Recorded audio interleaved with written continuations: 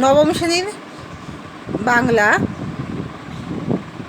শকুন্তলার যে গল্প বলছে ধীবর সংক্রান্ত, নাম কখন হলো ধীবর সংক্রান্ত। এখানে শকুন্তলার সাথে দুষ্মন্তের বিবাহ হয়েছে এবং দুষ্মন্তের সাথে বিবাহের বহুদিন পরেও যখন দুষ্মন্ত শকুন্তলাকে নিতে আসেনি, তখন কমলামণির আশ্রমে শকুন্তলা যখন একা বসে আছেন, তখন দুর্বাসা সেখানে উপস্থিত হলে শকুন্তলা তার উপস্থিতি বুঝতে না পারায় দুর্বাসা শকুন্তলাকে অভিশাপ দেয়। শকুন্তলা যার চিন্তায় বিভোর হয়ে আছে, সেই রাজা শকুন্তলাকে চিনতেই পারবে না। শকুন্তলা দুজন সখী অনুসর প্রিয়াম্বরা যখন দুর্বাসার কাছে যখন বললেন যে তার প্রতি দয়া করতে, তখন দুর্বাসা বললেন যে একটি স্মৃতিচিহ্ন দেখাতে পারলে রাজা তাকে মনে করতে পারবে। কিন্তু পথে যাওয়ার সময় সচিদিত্য সেই স্মৃতিচিহ্ন আংটিটি, রাজার মূল্যবান নাম খচিত আংটিটি হারিয়ে যাওয়ায় রাজা শকুন্তলাকে চিনতে পারল না। কিন্তু সেই আংটিটি উদ্ধার করেছে একজন ধীবর। সে পেশায় জেলে সে মাছ ধরে এবং বিশাল বড় মাছের পেট থেকে সেই মূল্যবান আংটিটি পেয়ে সে যখন রাজদরবারে ছুটে আসে, তখন রাজার শ্যালক, রাজার প্রভুদিয়া সবাই তাকে আটকে দেয়। তারা তাকে সন্দেহ করে, চোর সন্দেহ করে। কিন্তু যখন সেই মূল্যবান আংটিটি রাজদরবারে পেশ করা হয়, তখন রাজার শ্যালক জানায় যে রাজা শকুন্তলাকে চিনতে পেরেছে। আংটিটি রাজারই এবং আংটিটি দেখে রাজার সব স্মৃতি মনে পড়ে গেছে। এখানে একজন ধীবরের মাধ্যমে যেহেতু এই গল্পটি চরিতার্থ লাভ করছে, রাজা শকুন্তলাকে সব মনে পড়ে গেছে স্মৃতিটি, তাই এখানে ধীবর সংক্রান্ত নামকরণটি সার্থকতা লাভ করেছে। তাদের শকুন্তলার এখানে কিছু সংক্ষিপ্ত প্রশ্নের উত্তর বলছি, শর্ট প্রশ্নের উত্তর, এক কথায় উত্তর। তোমার সবাই লাইক আর সাবস্ক্রাইবটা দিয়ে দাও।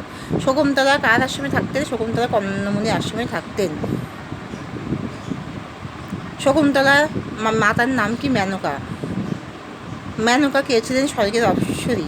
তিনি শকুন্তলাকে কমলামণির আশ্রমে রেখে দিয়ে চলে গেছিলেন স্বর্গে। কমলামণির আশ্রমে শকুন্তলা দুজন সখীর নাম কি? অনুসয়া আর প্রিয়ম্বরা। শকুন্তলার সাথে কার বিবাহ হয়? শকুন্তলার সাথে রাজার দুষ্মন্তের বিবাহ হয়। শকুন্তলার সাথে রাজা দুষ্মন্তের কী মতে বিবাহ হয়? গান্ধর্ব মতে বিবাহ হয়। শকুন্তলা কেন রাজার চিন্তায় অস্থির হয়েছিলেন? কারণ রাজার কোনো সংবাদ না পাওয়ায়, বিয়ের বহুদিন পরেও রাজার সংবাদ না পাওয়ায় শকুন্তলা রাজার চিন্তায় অস্থির হয়েছিলেন। শকুন্তলা কেন দুর্বাসা মুনির উপস্থিতি অনুভব করতে পারলেন না? কারণ রাজার চিন্তায় অস্থির হয়ে থাকা শকুন্তলা দুর্বাসা মুনির উপস্থিতি অনুভব করতে পারলেন না, কারণ তার মন অন্যমনস্ক ছিল। দুর্বাসা কেন শকুন্তলাকে অভিশাপ দিলেন? দুর্বাসা শকুন্তলাকে অভিশাপ দিলেন কারণ দুর্বাসার অসম্মান হয়েছে বলে তিনি মনে করলেন। কারণ শকুন্তলা রাজার চিন্তা এতটাই বিপদ ছিল যে দুর্বাসার উপস্থিতি তিনি অনুভব করতে পারেননি। দুর্বাসা কেন শকুন্তলার প্রতি নরম হলেন? যখন অনুসয়া, প্রিয়াম্বরা, শকুন্তলা দুজন সখী দুর্বাসার পায়ে পড়লেন, তার কাছে অনুরোধ করলেন, আবদার করলেন যে যেন শকুন্তলাকে ক্ষমা করে দেওয়া হয়। শকুন্তলা বড়ই দুঃখী। তখনই দুর্বাসা তার প্রতি করুণা হলো। দুর্বাসা কীভাবে সমাধান দিলেন যে রাজা আবার শকুন্তলাকে চিনতে পারবে?